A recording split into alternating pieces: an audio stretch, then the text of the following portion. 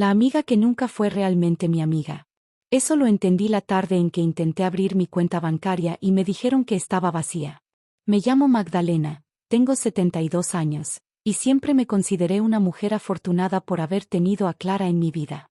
40 años de amistad. Risas compartidas, secretos, duelos, celebraciones. Me acompañó en el funeral de mi esposo, estuvo cuando nació mi primer nieto, y cuando me rompí la cadera, fue ella quien dormía en la silla del hospital. Las verdaderas amigas no se sueltan nunca, solía decirme mientras me trenzaba el cabello con sus dedos huesudos. Lo que nunca supe es que, mientras yo confiaba a ciegas, Clara contaba los días. La tarde que me enteré de la cuenta vacía, salí del banco temblando. No porque se tratara de mucho dinero, aunque sí lo era, sino porque esa cuenta era mi salvavidas, mi independencia. Con ella pagaba mis medicamentos, la comida, los libros que aún me gustaba leer. Era lo único que me hacía sentir que, a pesar de mi edad, no era una carga para nadie. Primero pensé que se trataba de un error. Volví a casa confundida, con ese tipo de náusea que no viene del estómago, sino del alma. Al llegar, llamé a mi nieto. Él era quien me ayudaba con las cosas tecnológicas, pero estaba de viaje. Así que opté por lo que me parecía lógico. Llamé a Clara. Clara, ¿tú recuerdas si alguna vez te di acceso a mi cuenta? Pregunté con torpeza, como quien no quiere acusar, solo entender. Ay, Magda. Claro que no. ¿Cómo crees? Respondió con esa risa suya, tan dulce como el veneno. Es que me dijeron que alguien ha hecho transferencias, y hay cheques firmados. ¿Cheques? Pero si tú ya ni escribes bien. Seguro fue un fraude. Anda, descansa, yo paso mañana con una tortita de naranja, ¿sí? Y colgó. Pero algo en su voz, esa pausa, esa falsa ternura, me hizo sentir como si me hubieran dejado sola en una habitación oscura. Por primera vez, supe que no podía confiar en quien había dormido en mi casa tantas veces. Esa noche no dormí. Fui hasta el fondo del closet, saqué una caja metálica que tenía guardada desde hacía años y revisé mis papeles. Descubrí algo que me hizo sudar frío, una firma, la mía. Pero no era mía. Era perfecta, idéntica, pero no era mía. Y debajo de todo eso, una carta que jamás recordaba haber escrito. Una carta que me nombraba como autorizante de una transferencia mensual a nombre de Clara. Una carta que, de algún modo, había sido usada para vaciarme lentamente. No quise creerlo. Pero en mi corazón, ya lo sabía.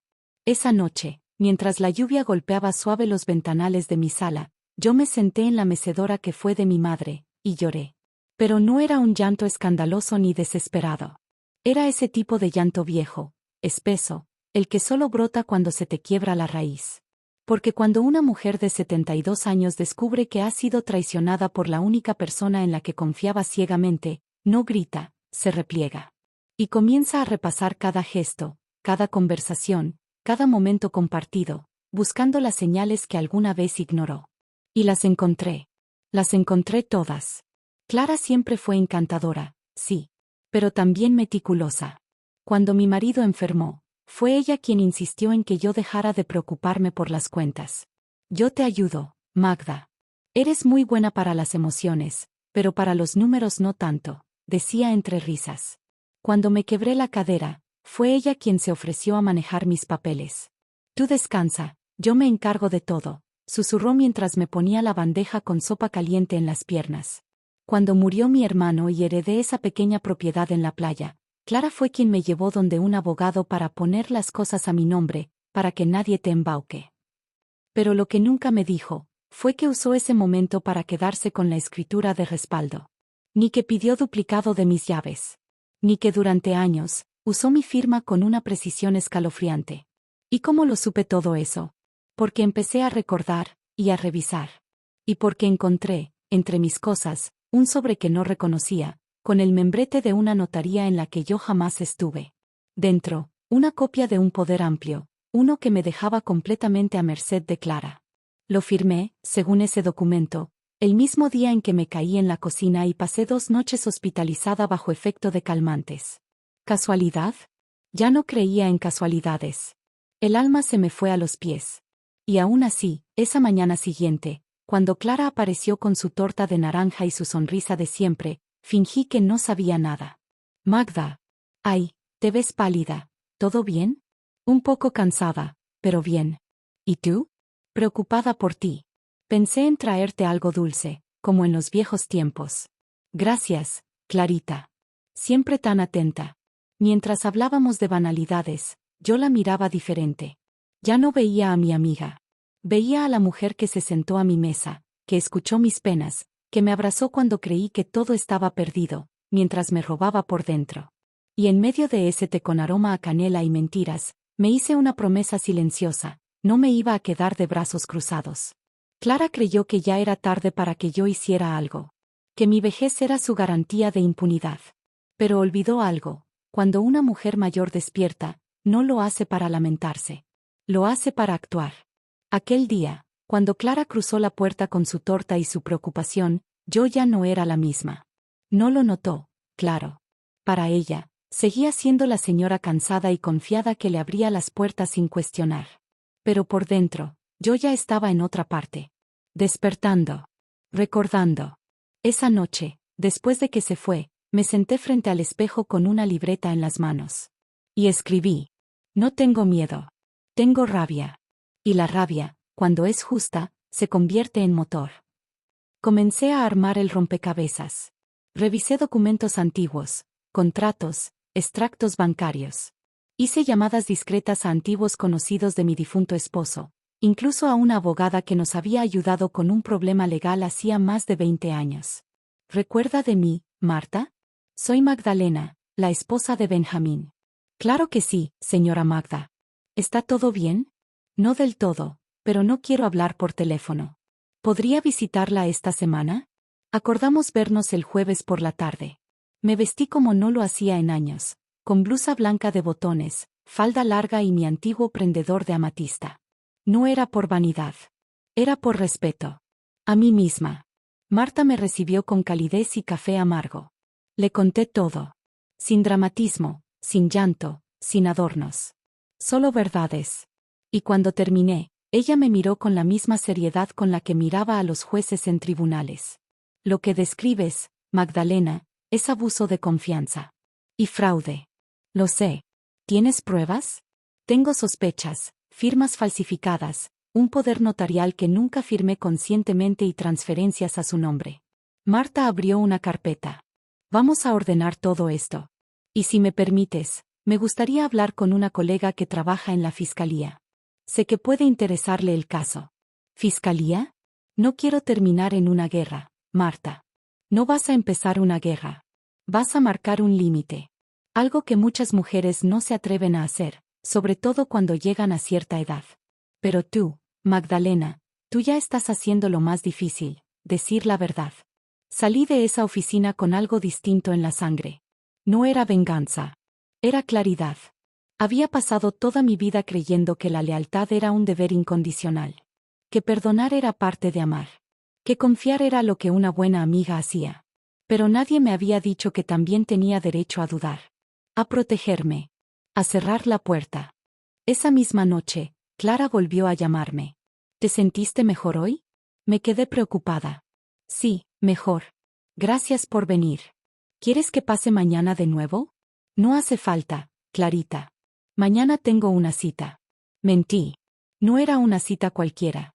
Era la reunión con el banco, con un notario, y con Marta. Habíamos pedido acceso a cámaras de seguridad, firmas originales, y solicitamos el historial de movimientos de la cuenta, desde que empecé a confiarle mis papeles. Lo que encontramos me quitó el aire. Clara había hecho compras, transferencias, incluso solicitó una tarjeta adicional a su nombre. Todo mientras me traía flores y me llamaba hermana del alma. Marta me miró. ¿Quieres proceder legalmente? Quiero que sepa que lo sé. ¿Y después? Después, ya veré. No quería verla en la cárcel. Ni arruinada. Solo quería mi dignidad de vuelta. Los días siguientes me moví con una calma que ni yo misma entendía. No por resignación, sino porque por fin tenía el control. No el control de los números, ni de los papeles, sino el control de mi historia. Mientras Clara seguía viniendo a casa como si nada pasara, yo jugaba a su juego. La dejaba hablar. Reía en los momentos justos. Fingía estar cansada cuando ya no quería escucharla. Todo mientras, en mi interior, tejía mi propio plan. No de venganza, sino de verdad. Una tarde cualquiera, en medio de un café, le pregunté de pronto. Clara, ¿te acuerdas de cuando fuimos a Valparaíso con mi hermano? ¿Cuál viaje? ¿El del Año Nuevo? Sí, ese. ¿Qué tiempos? ¿No? No necesitaba que me dijera nada. Solo quería mirarla a los ojos mientras recordábamos un momento real. Un momento donde sí fuimos amigas. Tal vez el último. Pero ella desvió la mirada. Como si también supiera que eso ya no existía. Marta me había conseguido una reunión con su contacto en la fiscalía. Me acompañó. Les entregamos todo: documentos, cheques, movimientos bancarios, copias del poder adulterado y, lo más delicado, las grabaciones de llamadas en las que Clara usaba mis datos para mover dinero a sus cuentas. El fiscal fue claro. Se puede presentar denuncia. Incluso sin su testimonio público, con pruebas documentadas. Pero si usted prefiere un arreglo extrajudicial, puede enviarle una notificación legal y obligarla a devolver lo robado, bajo amenaza de acción penal. No quiero destruirla. Pero sí quiero que entienda lo que hizo. Le aseguro que lo entenderá, dijo él. Porque gente como ella, no espera que las Magdalenas del mundo se despierten. Y así fue como decidí escribirle una carta. No un grito. No un reproche. Una carta tan precisa como un bisturí. Clara. Sé todo. Cada firma que no es mía, cada peso que tomaste, cada vez que mentiste mientras me abrazabas. No necesito que me lo expliques. Solo quiero que sepas que ya no estás sentada frente a la mujer que siempre confió ciegamente. Estoy dispuesta a dejar todo en manos del sistema, o a resolverlo entre nosotras. Pero no vuelvas a entrar a mi casa sin haber decidido si prefieres un acuerdo o un juicio. Magdalena. Se la entregué en mano. Un jueves. En el mismo sillón donde solía sentarse a tejer conmigo. ¿Qué es esto, Magda? Preguntó, confundida. Léelo en tu casa. Sola. Y luego decides. No dijo nada más. Tomó su bolso. Se fue. Y en el silencio que dejó, no sentí dolor. Sentí alivio. Al día siguiente, me llamó. Pero no contesté. Me dejó 5 mensajes.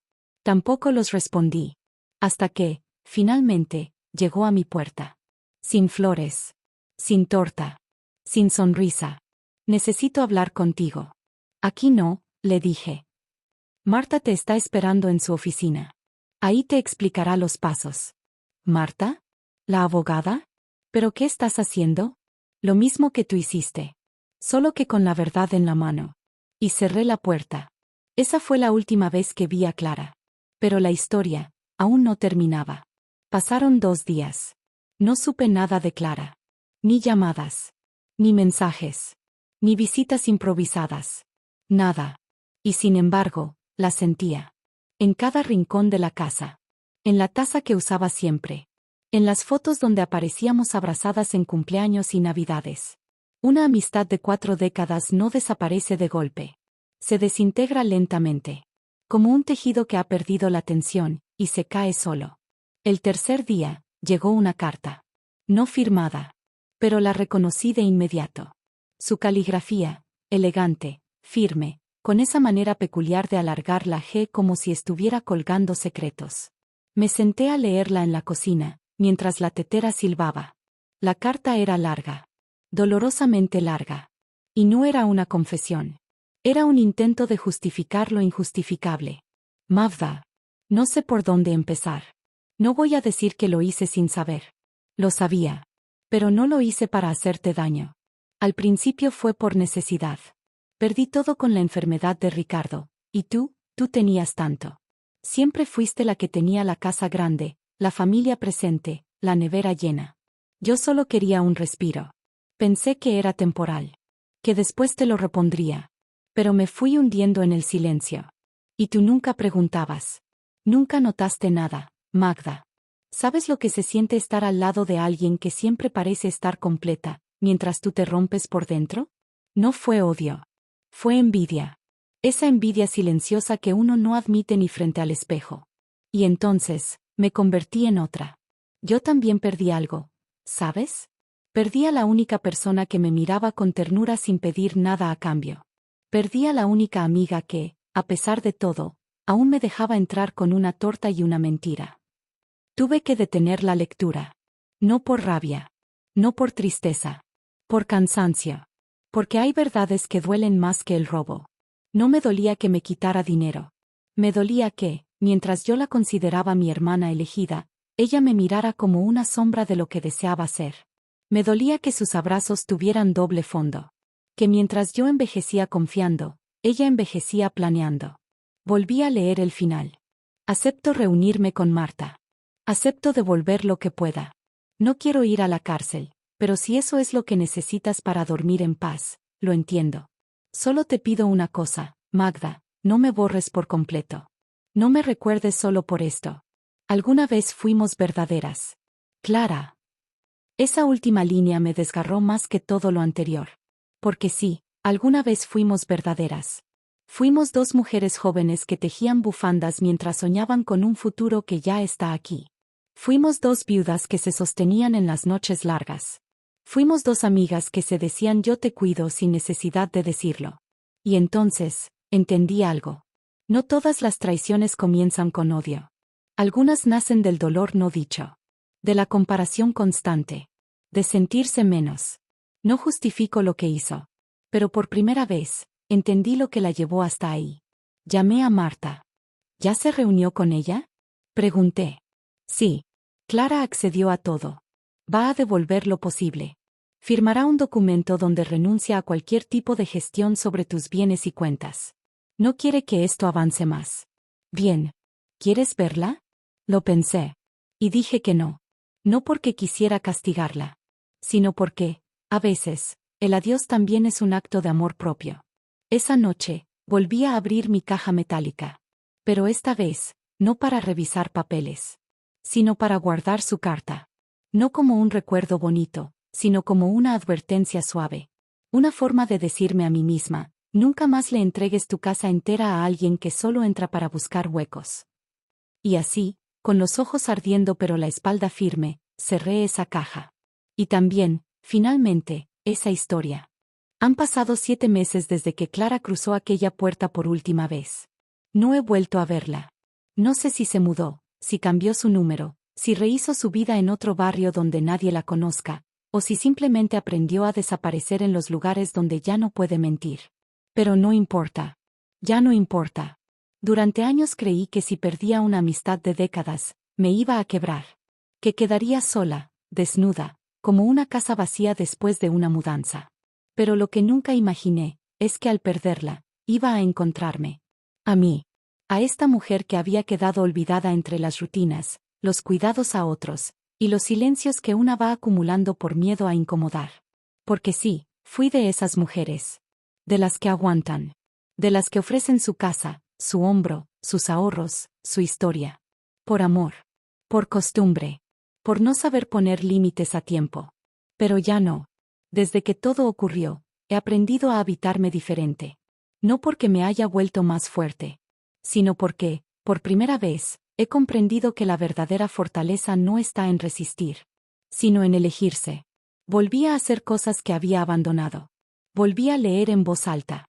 Volví a caminar sin rumbo fijo, sin tener que dar explicaciones. Volví a reírme sola en la cocina, mientras el pan se tuesta y la tetera silba como si me recordara que aún hay mañanas nuevas esperándome. Y lo más importante, volví a confiar. Pero no en los demás.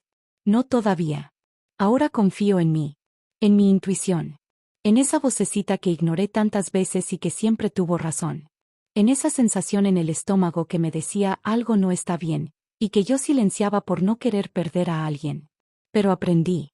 Que a veces, para no perder a otros, una se pierde a sí misma. Y ya no quiero hacer eso nunca más. Hace unos días, mientras limpiaba un estante, encontré una vieja foto. Era del año 1991. Clara y yo, en la playa. Vestidas con sombreros ridículos, los pies enterrados en la arena, y una risa sincera que se notaba hasta en los ojos. La miré largo rato. Y sí, lloré. Porque no todo fue mentira. Porque hubo momentos verdaderos.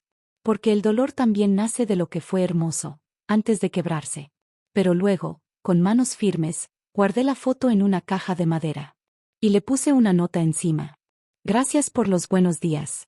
Pero ya no cabes en mis mañanas. He hablado con otras mujeres. Muchas más de las que imaginé. Y he descubierto que esta historia no es solo mía. Que hay claras en todos los vecindarios. En todas las edades. En todas las vidas. Amigas que traicionan. Hijos que olvidan. Parejas que manipulan. Y mujeres como yo, que tardamos en despertar, pero que cuando lo hacemos, no volvemos a cerrar los ojos. Y ahora, cuando me siento a tomar el té en la tarde, no me acompaña nadie. Pero no me siento sola. Me acompaña el aire limpio de la verdad. Me acompaña el sonido de mis pensamientos. Y, sobre todo, me acompaña una mujer nueva. Una versión de mí misma que creí extinguida, y que ahora florece. Ya no tengo miedo a la vejez. Le tengo más miedo a vivir en automático. A entregar mi confianza sin mirar. A llamar amistad a lo que solo era comodidad o costumbre. Y si algún día me preguntan qué pasó con Clara, no contaré los detalles del dinero, ni los papeles, ni los tribunales. Solo diré esto. Tuve una amiga. Pero también tuve una revelación. Y cuando ambas se enfrentaron, elegí quedarme con la verdad. Porque hay algo que ni la traición, ni la soledad, ni los años pueden quitarme. Mi voz. Mi historia. Y el derecho de volver a empezar, cuantas veces sea necesario.